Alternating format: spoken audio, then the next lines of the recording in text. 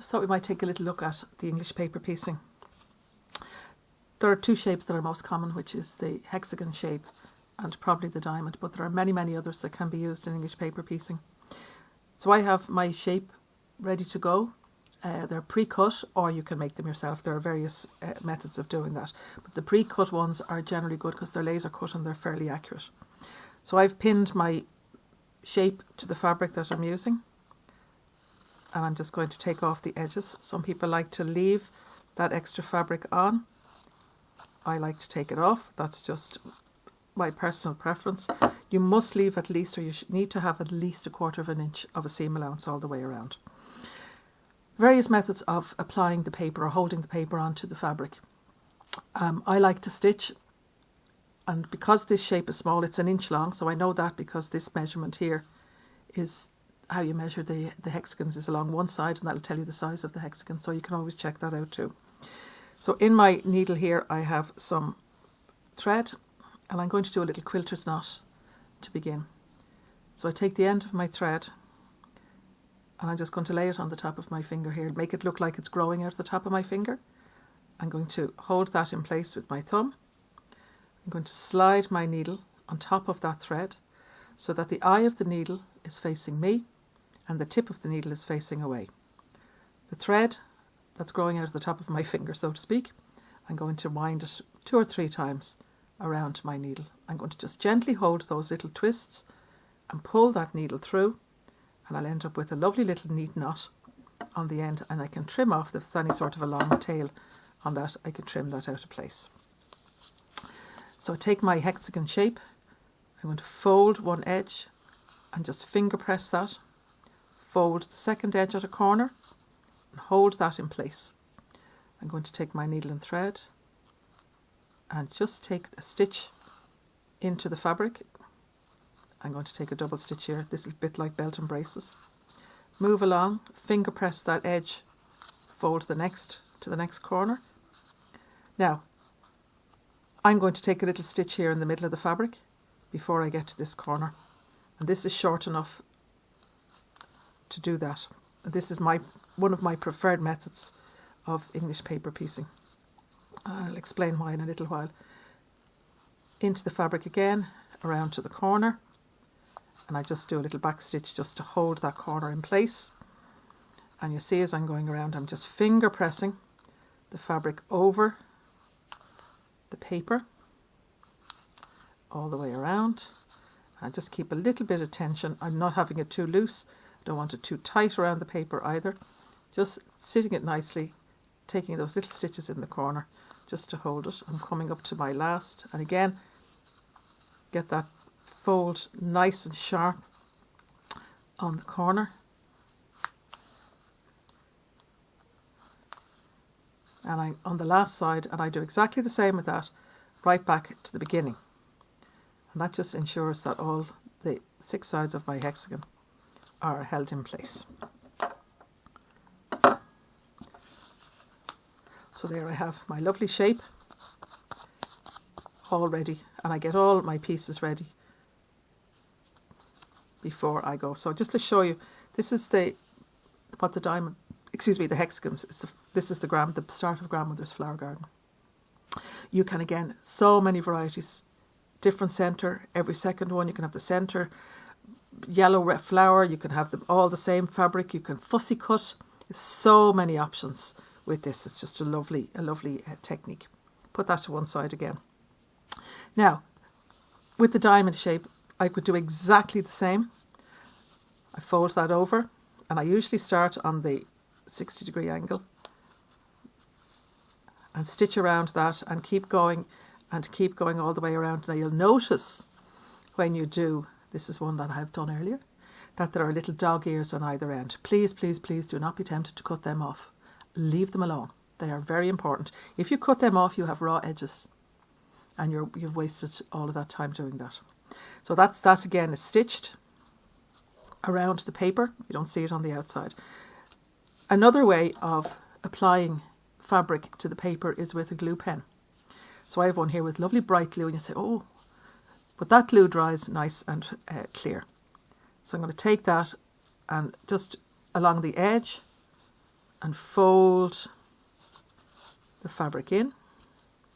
The next edge, this time I'm going to catch the fabric on the corner as well, just along the edge there, and press that in place. Same again, just along the edge. And this glue, when it dries, will dry clear.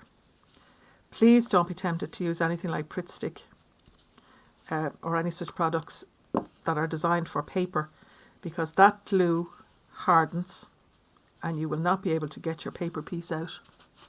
So please, you know, if you're going to, this method suits you, like if you like the glue method, get a proper glue pen that's for fabric, because the glue will not dry hard and you'll be able to remove the paper when you have stitched. So I can just tip that down again. So that's obviously very, very quick. The disadvantage of gluing for me is when you take the glue off, when you've stitched all your pieces together, and here you can see this is one I did earlier and the glue has dried, but it comes out, but the shape may not hold as well. This is one I stitched around. I took the paper out and it has held its shape. There's a second one. Really, really well. So that's why I like the stitching. It's worth a little bit of effort. It just keeps it all in place. But whatever suits the particular project or purpose you have is absolutely up to you. Now, to join shapes together, we want a nice fine needle. Now I would suggest a needle, a sharp's needle, or a milliner's needle, at least a size 10. And the higher the number of the needle, the finer the needle. So a 10 is quite fine. And the finest thread you can use, at least, or nothing less than a 50 weight. The 50 weight is nice and fine. Again, I'm going to start that with my, with my little quilter's knot. So again, I have the little thread growing out the top of my finger. Needle over the thread, wind once and wind twice, pull it through and have my little knot on the end. So I'm going to take two shapes here, two hexagons, right sides together, and to hold them in place you have a couple of options. You can use one of those lovely little clips that'll hold it in place just while you're going around. It can be a bit awkward for stitching, or a paper clip will also do the job. Just make sure that your corners are beautifully lined up. Now, so off we go. I'm going to take my needle under the fabric and it's going to come out at a corner.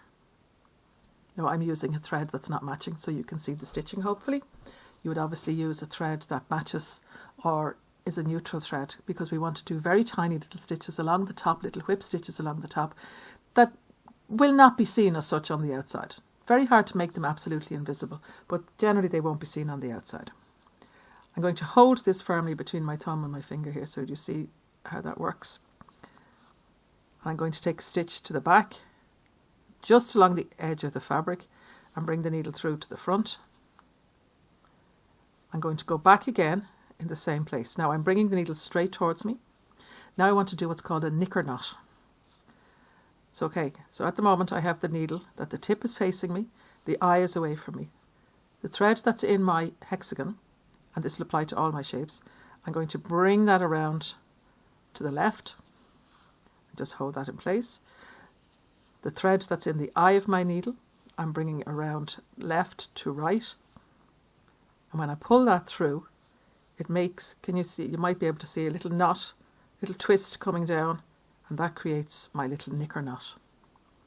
And that holds it in place. Now, my whip stitch, I'm just taking the edge,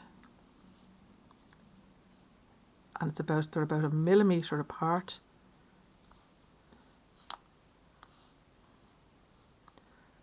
And I'm keeping a little bit of a tension, and I'm just stitching along the very edge. It's just lit, and this is why you need the fine needle.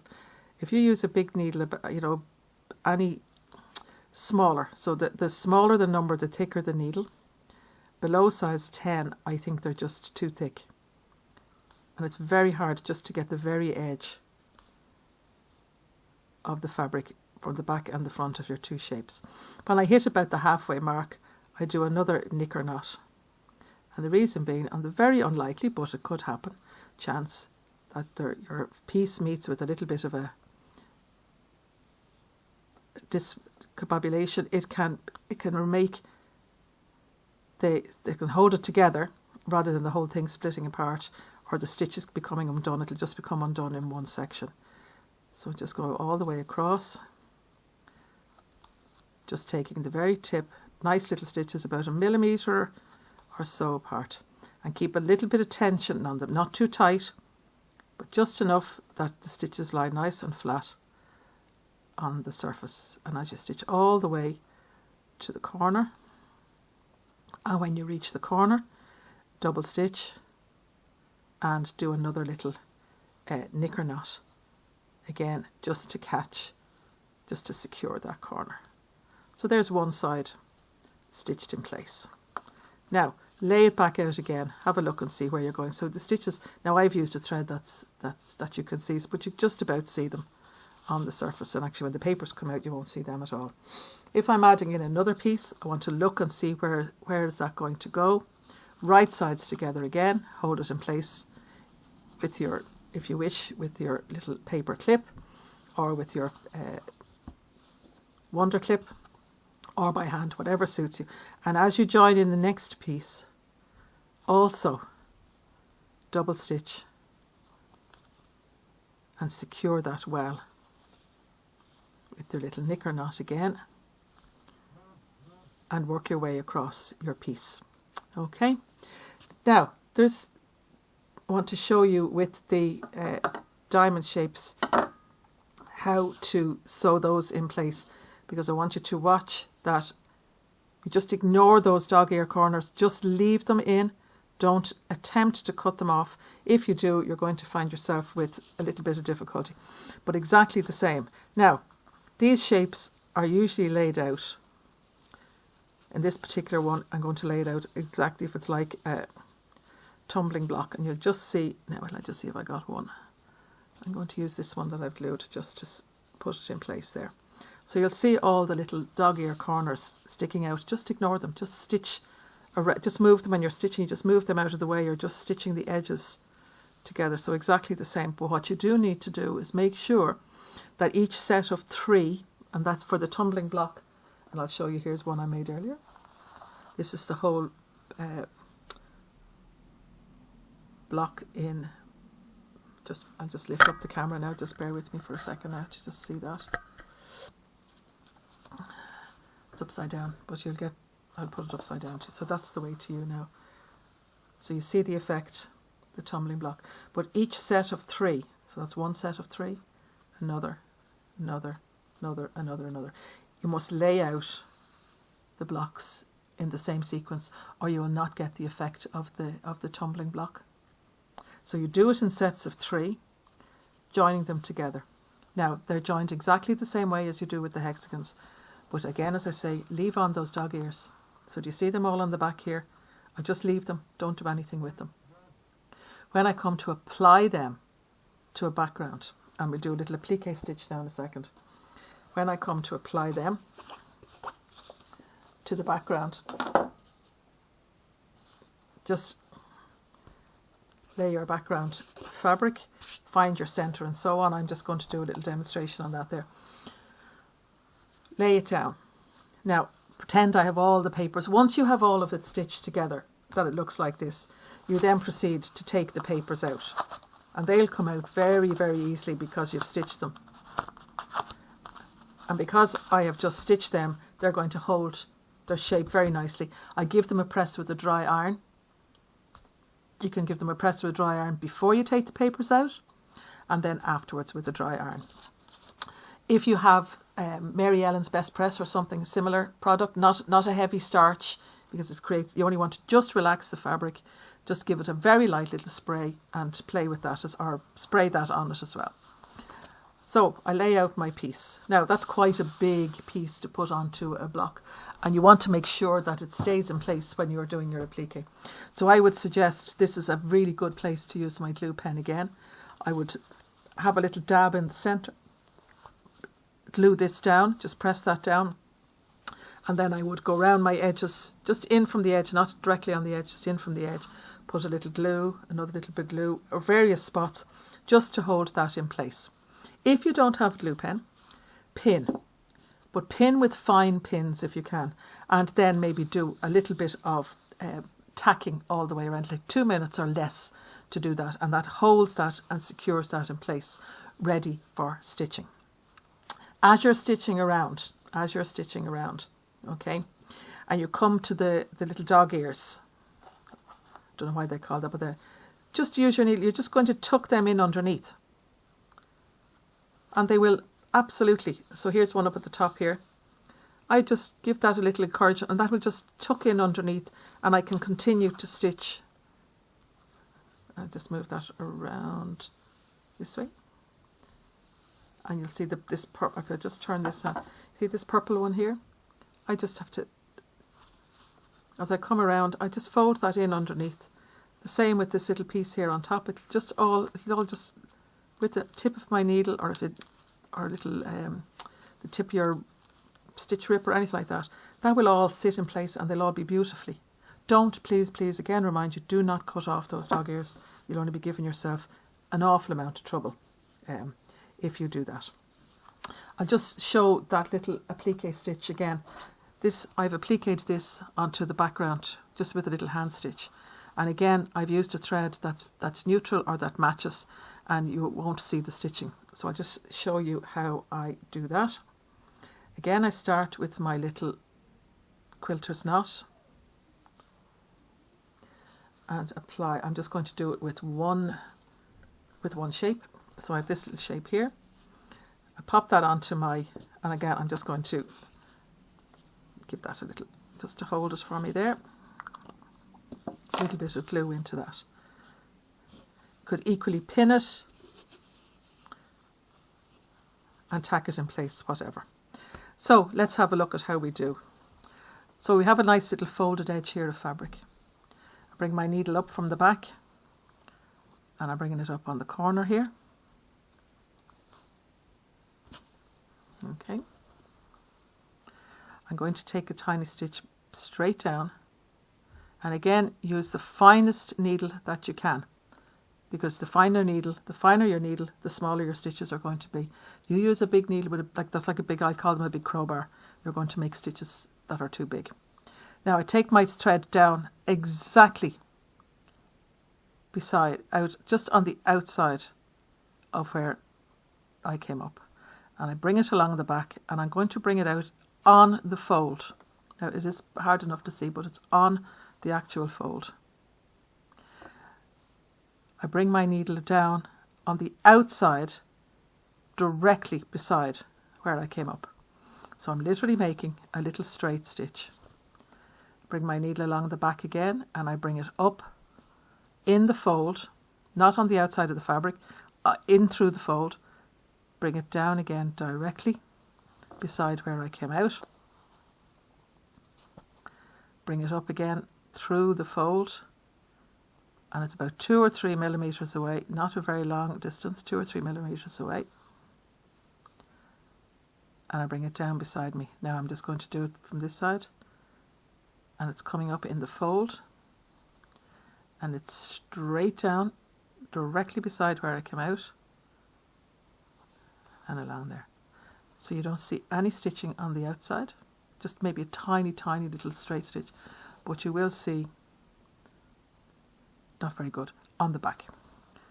When I do it this way, I get a more even stitching. So down beside, out in the fold, down beside, coming up in the fold. And again, keep a tiny little bit of tension on that. Just keep a little bit of tension so that the stitches lie flat. In between. Down we go on the outside. I'm just going to come up to the corner here. So there should be no slanty stitches on the outside. Now I'm coming right at the tip. I'm coming right at the tip here. And I'm going to take a stitch directly at the tip. Now I have my little dog ear. And I'm going to just fold him in.